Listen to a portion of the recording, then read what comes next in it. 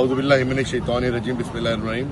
सबसे पहले तो यहाँ पर आज MK ह्यूस्टन चैप्टर ने यहाँ पे एक पुरअमन प्रोटेस्ट का इनेकाद किया है। आप देख सकते हैं कि एक बड़ी तादाद में, सैकड़ों की तादाद में बुजुर्ग, बच्चे और तमाम यहाँ पे जमा हैं। शदीद बारिश और शदीद गर्मी के बावजूद भी ये जो इस पूरे मुजाहरे की एक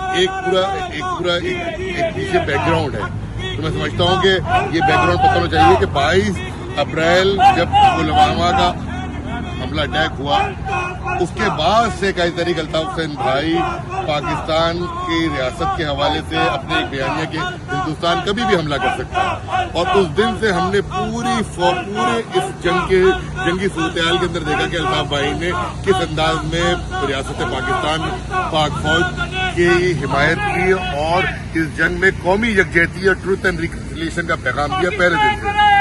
उसके साथ साथ अल्ताफ भाई ने अपने MK की एक कारकुनान को पाक फौज को वॉलंटियर करने की भी बात की।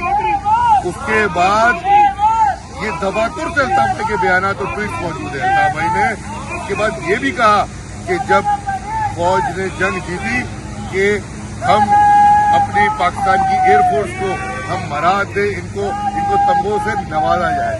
आपने देखा होगा कि अल्ताफ भाई ने उसके बाद जब जनरल आसिफ मुनीर साहब को चीफ फील्ड मार्शल बनाया गया तो अल्ताफ भाई ने कहा कि मेरी फौज है, ये मेरा आर्मी चीफ है और ये मेरा ही फील्ड मार्शल है।